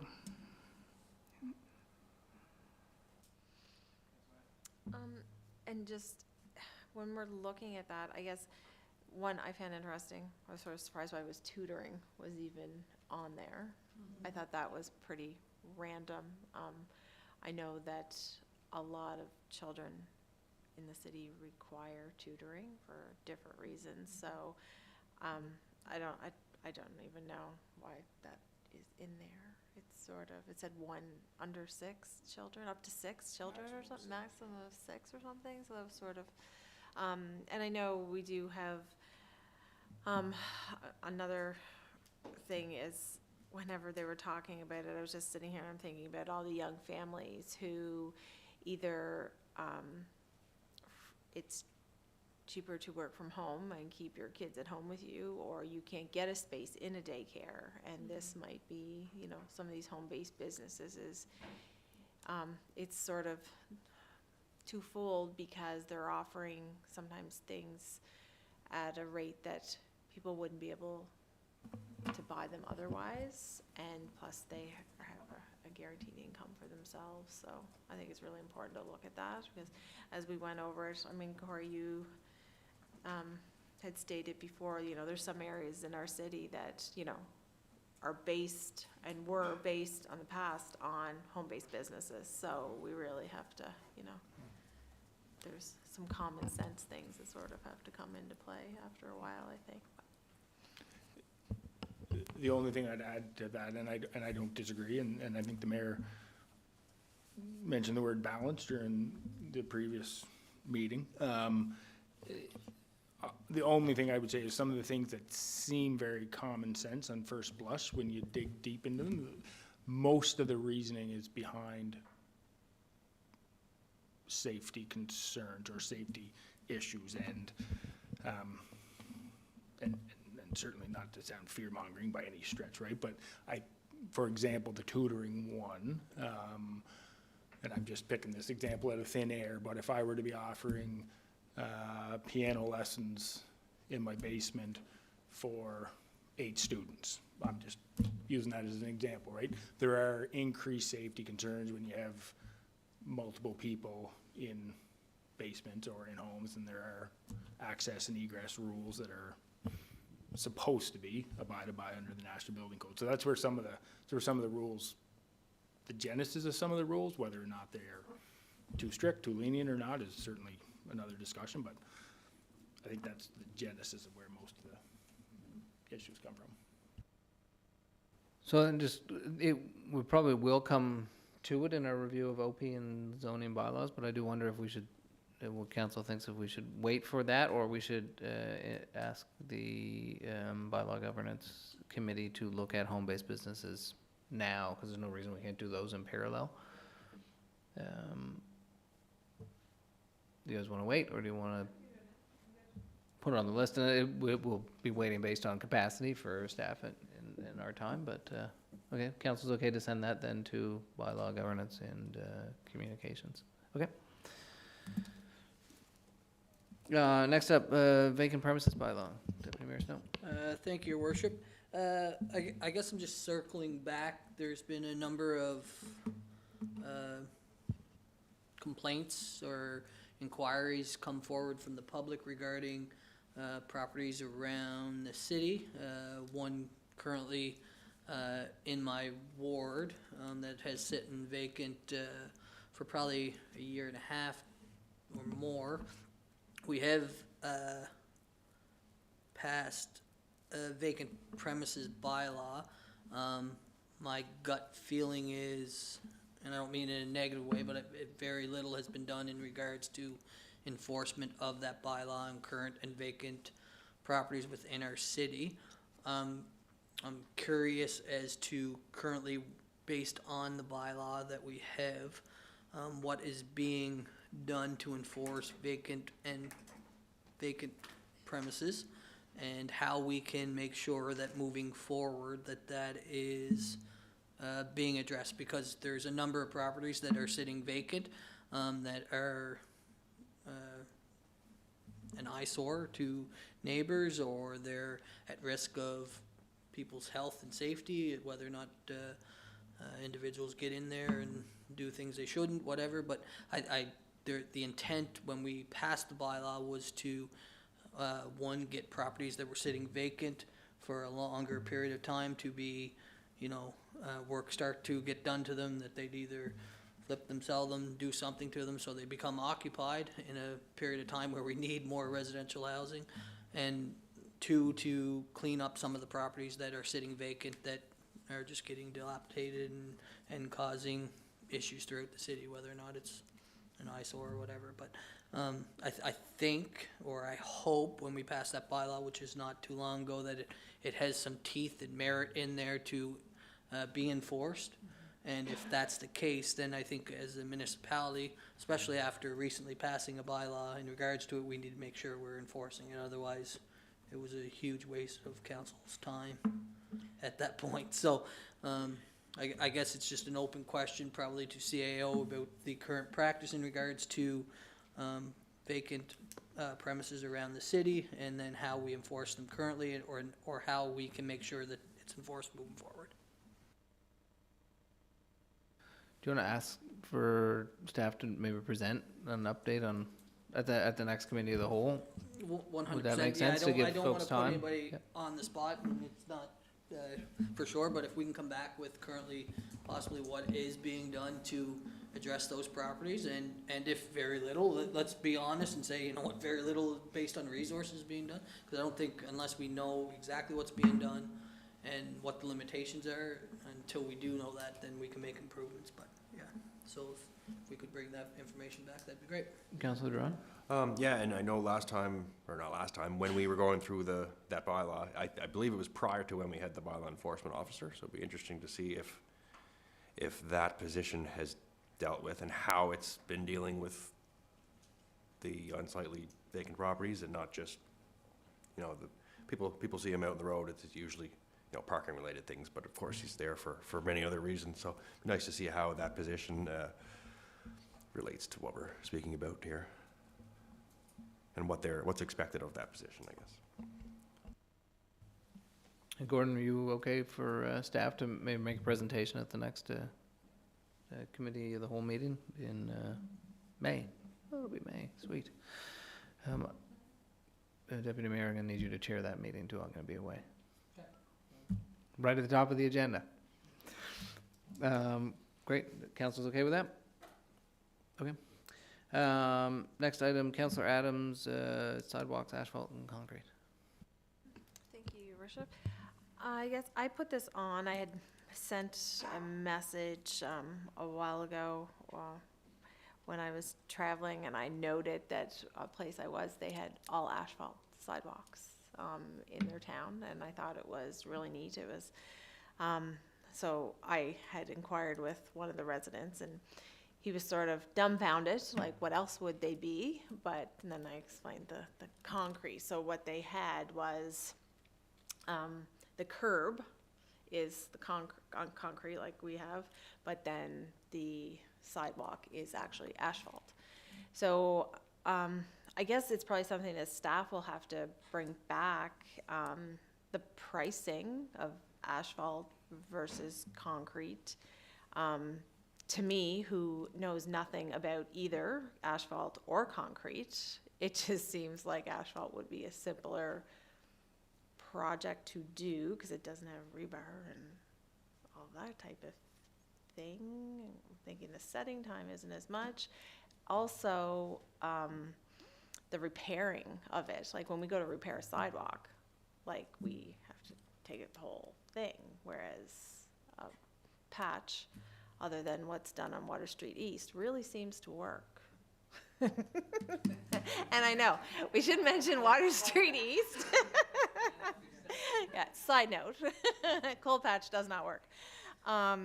So, like, is that something that staff could bring back? Because we have our active transportation that we are investing a lot in now too, and it is getting more widely used in our city. So would that be something that we could incorporate into it as well, like a wider sidewalk that is asphalt that could incorporate pedestrian and cycling?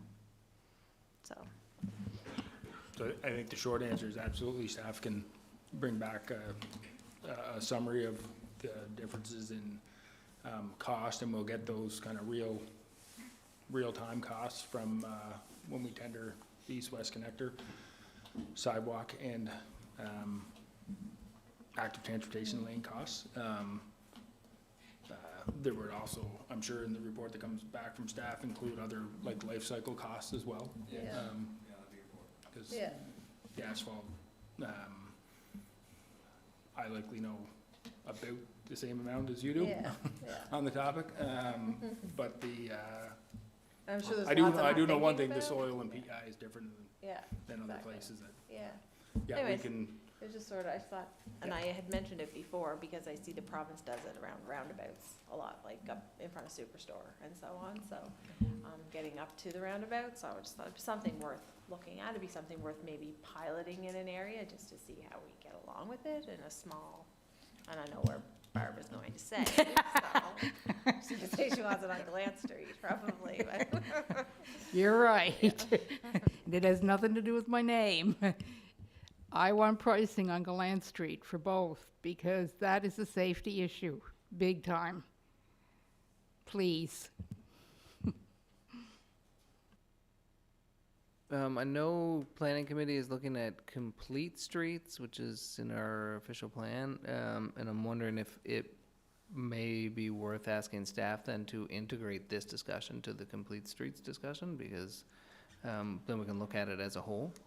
Does that make sense? Then we can look at it as an option on curb, sidewalk, curb, asphalt, differences between pathways and sidewalks, and Well, that streets will and be a streetlights. complete street, because once it goes to the end of the street, Dairy Queen and Scotiabank are like right across the way. So it'll just be like to the end of the street and then to the other side of the road, basically. So if we can build that costing into, because that's already at planning board. That's all. I don't know if we want to keep it separate or just merge them together, because they're all kind of in the same conversation. Okay.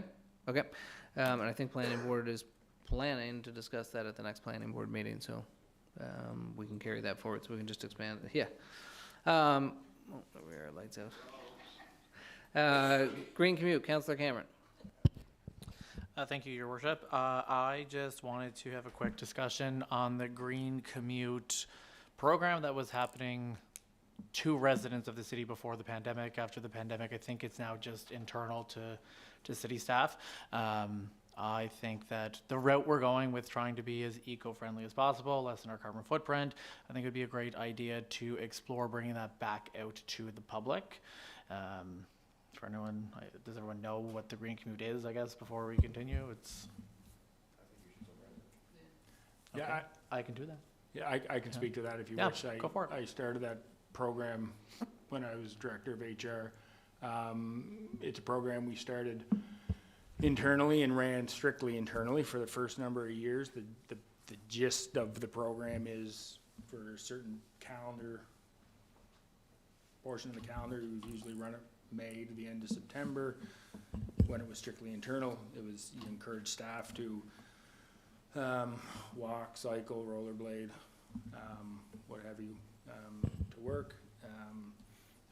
It's a self-reporting program. If staff met a 60% threshold, they earned a membership to the credit union place. If staff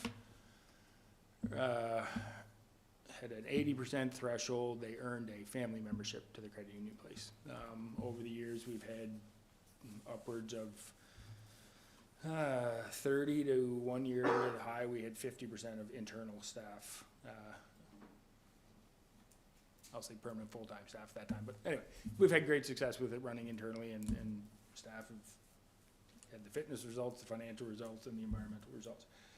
Absolutely correct. We did expand the scope of that for a few years externally, kind of advertised through the chamber and other networks, and had champions from each business run the program internally.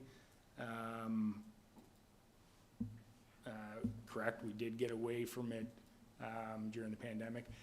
Running it externally did take extra resources in the HR department for sure, but not insurmountable. So if, and post-pandemic, we haven't offered it externally since, but we can, if council wishes, we can certainly revisit that opportunity. Yeah, I mean, I participated in it when it was external, and then when it stopped, it's still something that I do, and that, I mean, I wasn't walking or biking or scootering to work before that. I just think that once you start doing it, it opens the door, because, I mean, Summerside's not that big, and I was choosing to drive to work before, but the incentive of, you know, the 2.4 kilometers it takes me to get to work, to hop on a bike or drive an electric scooter, like it takes me 4 minutes to drive to work, but 6 minutes to scooter to work. So it becomes kind of a no-brainer to have such a very easy thing to do, get a little exercise. I mean, I'm using an electric scooter sometimes, that's not exercise. But when I was biking, I biked from St. Albans for 2 years. We would have said you qualified on biking. I was biking for 2 years. But we also always had we've always had very flexible rules. Yeah. Yeah, I mean, it's not something that I would have kept driving. I would have never even looked into an electric scooter. I would have never dusted my bike off to get it fixed to do that. I just think it really does open the door for a lot of people to encourage them to get out and be active, and we're putting more money into infrastructure for active transport. We want people to use those. If we can encourage people to use it, I think it's kind of a no-brainer, and, you know, everyone loves a good discount on a gym membership. Oh. And just to be clear to any public watching the meeting, I believe, and to council, my recollection, when we offered the program externally, we offered a discounted membership. And it was almost a partnership with the individual and the business, because some businesses that participated, some businesses actually paid for the membership for their employees, and others didn't, and the employee ended up paying. But anyway, it was a slightly different incentive to the external versus internal, anyway. It was not a free membership. Right.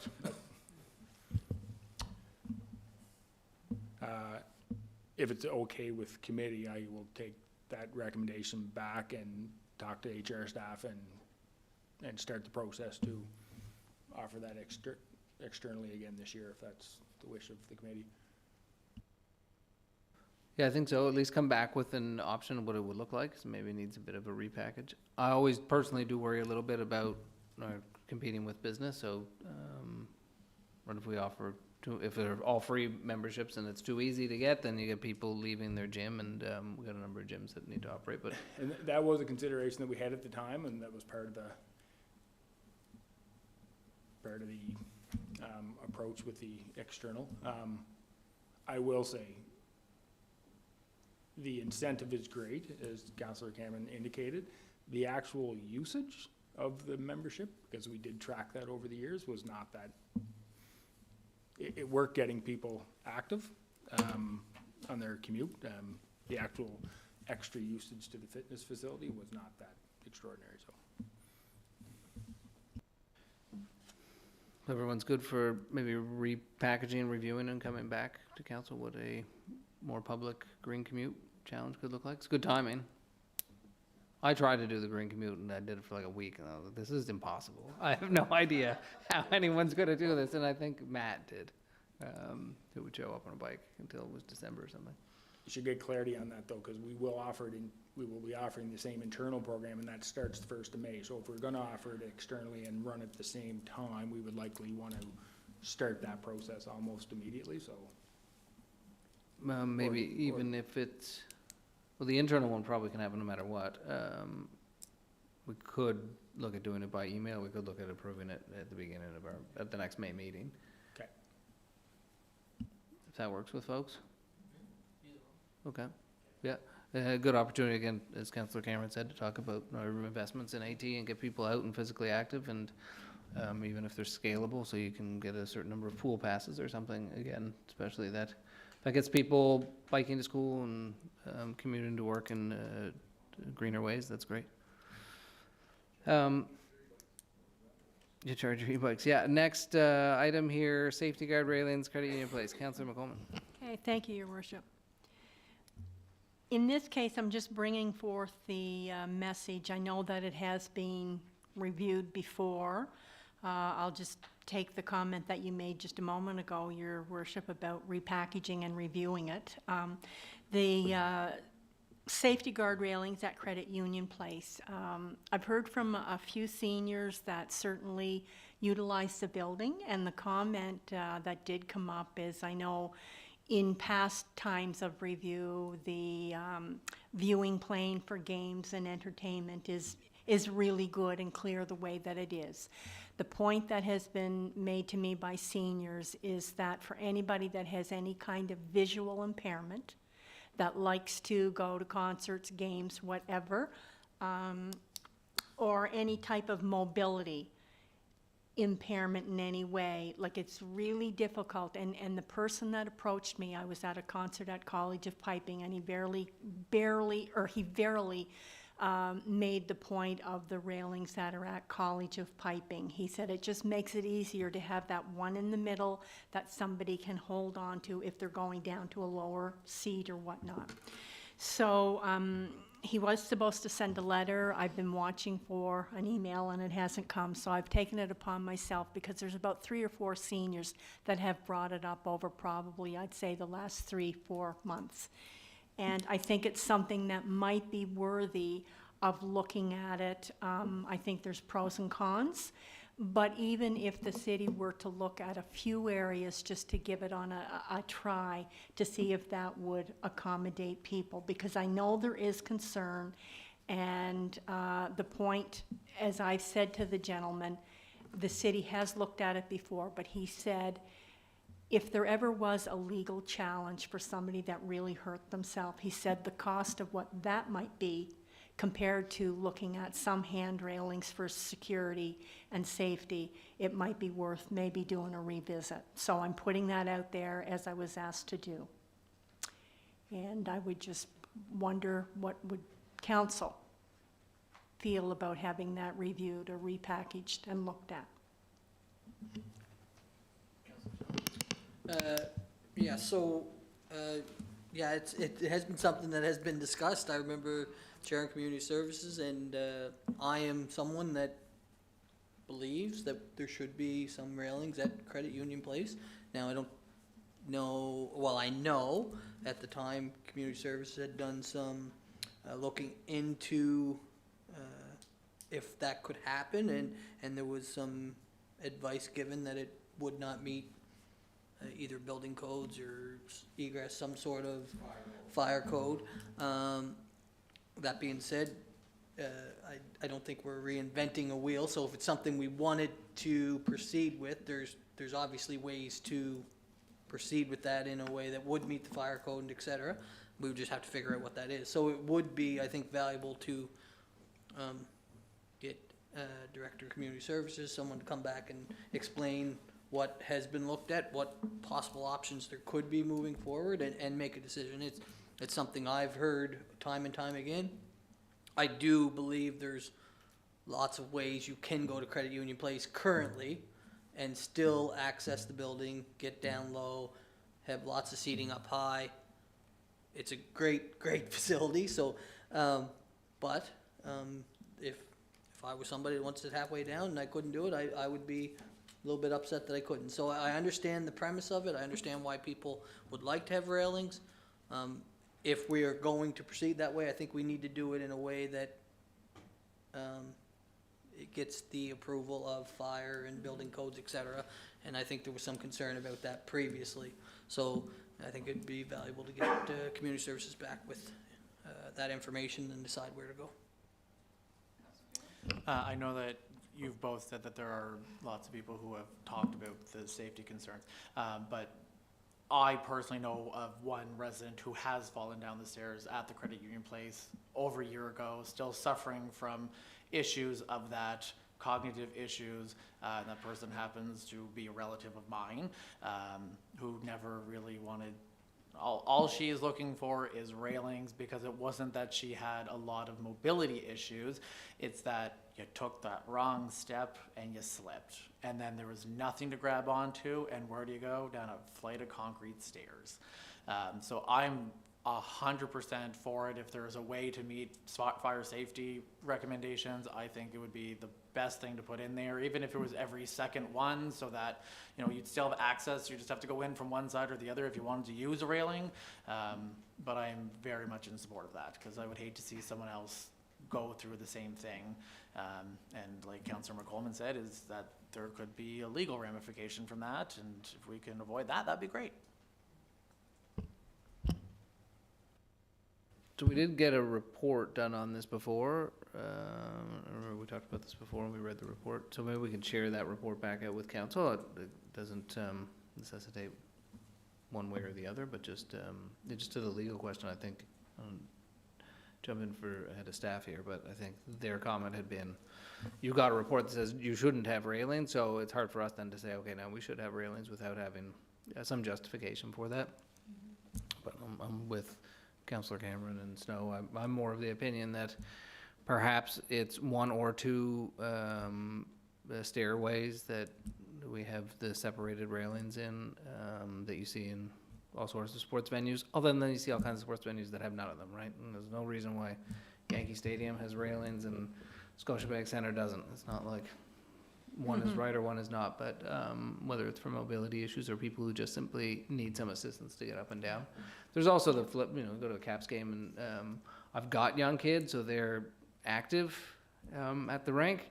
I would assume there are probably people who don't want to be surrounded by young active kids, so maybe there is a balance there. But Yeah. Councillor McColeman? And I just also want to point out, I'm not saying that as a negative towards Credit Union Place, because I think lots of people think that it's a wonderful venue, and I do see quite often there's sectioned off areas for people and their attendants and things like that. So they really do a very good job. But I think this is something where maybe sometimes people might feel a bit marginalized, that if they'd like to be in the lower section and have a bit of dignity getting to their seat and things like that.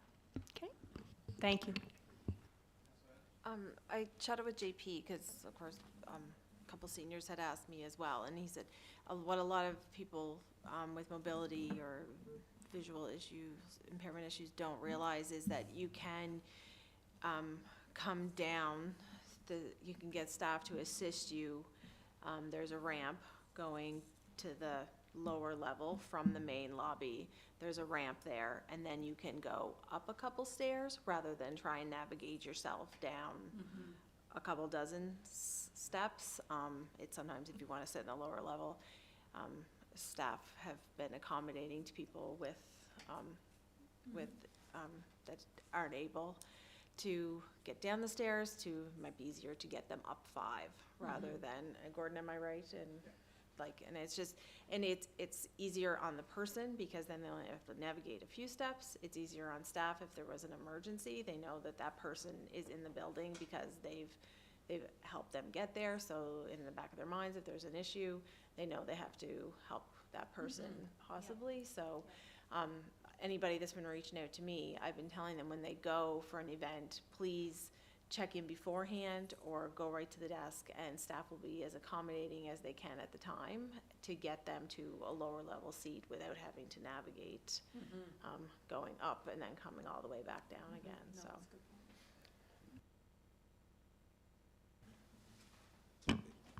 So, yeah, sorry, Rick, Councillor Morrison? Yeah, I think, actually, I'm there almost every day, and it's almost a daily discussion, and JP and I have discussed it, Director JP DeRoger, and numerous times.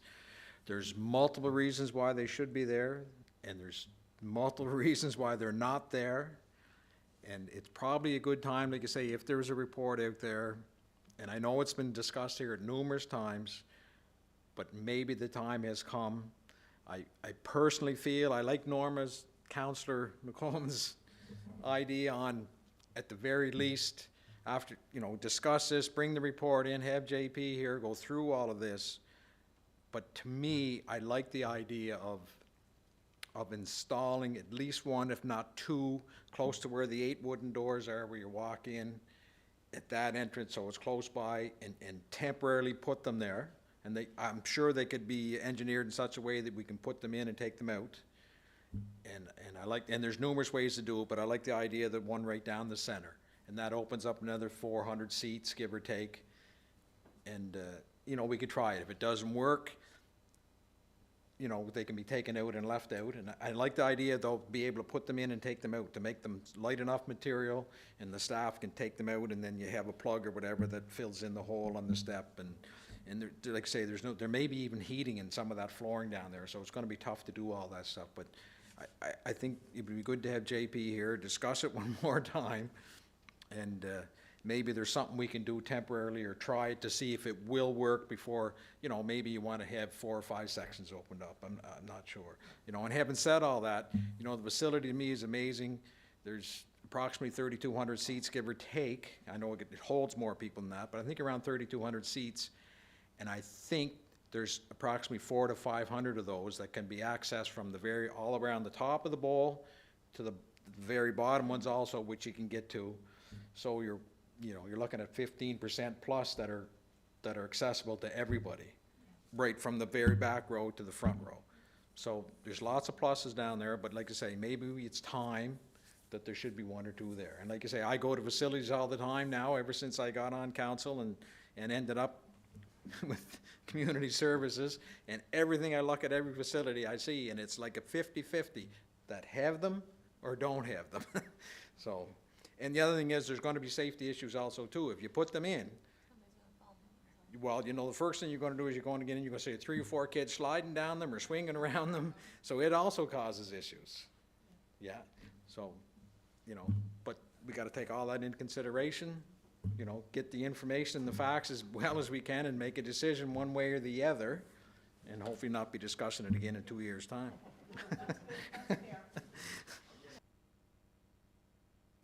Okay, so it sounds like we're looking for staff to come back with an option there. It would have to include a costing option, because I think, again, from that report, there's a removal of a seat. I don't think the rows are wide enough for railings, but, to come back, whatever, to come back with the options to council, and council, we can, vote on it, and then we can at least make a commitment not to discuss it again here this term, and leave that for the next council. Just, I think we've already talked about it 2 or 3 times, so, but it's clearly keeps coming up, and it's one the council wants to pursue, so, we can get a report back from staff. Great. Now, I think there's something else here, but I've lost my page. I'll get to it, 1 second. I think it's you, Norma.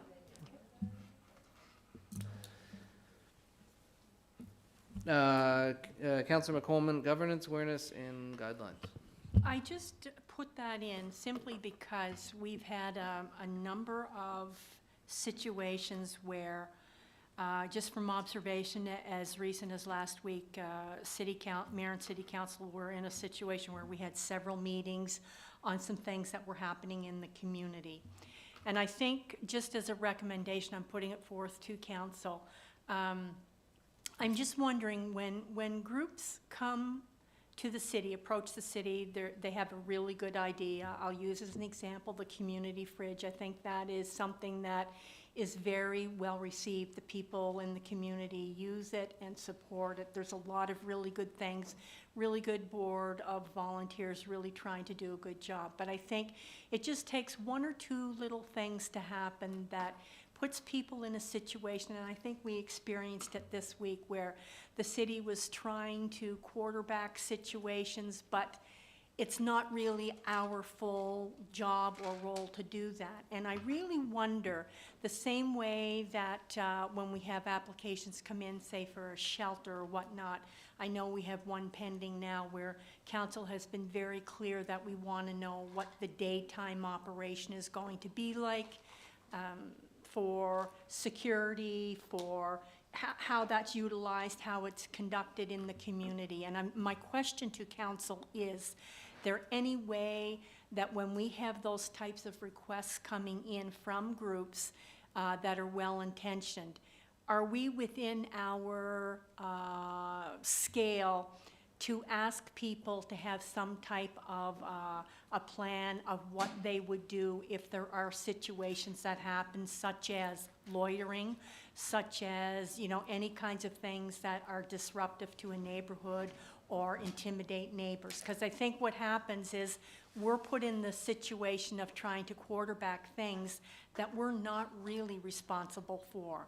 And when I think of the meeting that we had the other day, like, we tied up the time of several police officers trying to just, really talk through those things, and listening to some, board members that are really well-meaning and well-caring. But sometimes there's a missing piece of that information, and I'm just wondering, in the governance piece, is there any way that we could come up with a communication that when people come in, that would be part and parcel of what our request list would be? Like, when there's a planning board meeting, we know there's 3 meetings. We know that if the public have any questions or whatnot, I think that would really help us even do a better job of trying to have things really clearly defined around who does what, why doesn't city council do this, why doesn't city or the police do this? And we're left in that situation of trying to take care of things, but it's not really clarified or clear to people. So that's why I've got that on there. I think it would save us a lot of situations, because people are trying as nonprofits and they don't have a lot of staff, but I think those are things that need to be thought about when they're planning an initiative, instead of trying to put things in place after the fact. And that's why I've got it on there. If there's any merit in that, that council could maybe look at drafting something through communications or governance, just to kind of help guide people of what, for us looking at it from the outside, what it is as a concern for neighbors and residents and policing trying to attend to when they're already 24/7 on the job. I don't know if that makes sense, but I just see that happening different times. And we're trying to quarterback a number of things, and I don't really feel like sometimes it's easy for us to know who does what, kind of thing. So I've put that out to council for your thoughts.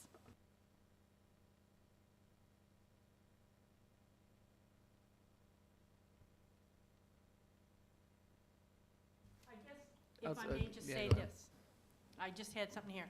I guess it's around keeping those boundaries very clear, not to be in situations where we're trying to do something which is not our role, where we're expecting somebody else to do something and everybody is pointing a finger like, well, you should do it or the city should do it, and it's not really clear. I guess that's where I'm coming from. Thanks.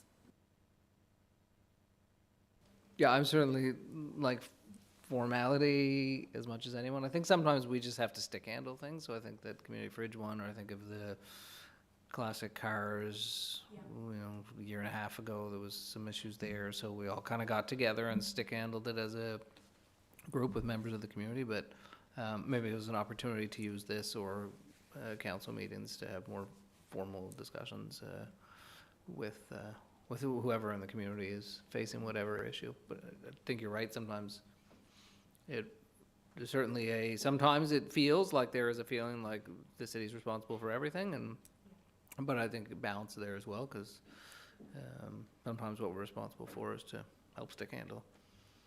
Help sticks. And there's no problem with stick handling. Yeah. It's just that it's kind of like having a laundry list or a checklist or a shopping list, because sometimes people in the midst of everything that they're working very hard on just maybe miss something that would have, should have, could have happened, and then we're in a situation and then it becomes really cumbersome for everybody involved. And like people, I find we spent 2 hours on meetings the other day, and they were very, very good and forthcoming. But also, we might be able to do that if we had some kind of a checklist for people to see, like, did you think about this? Or if you run into this, who would you have on the board that could be a contact person? Because they're great people, and there's many good, worthwhile nonprofits. But it's just to know when we're working from the outside in. Anyway, just a thought. Just on that, I understand what Councillor McColeman is saying, but at the end of the day, these not-for-profit or any community organizations that are running into issues, usually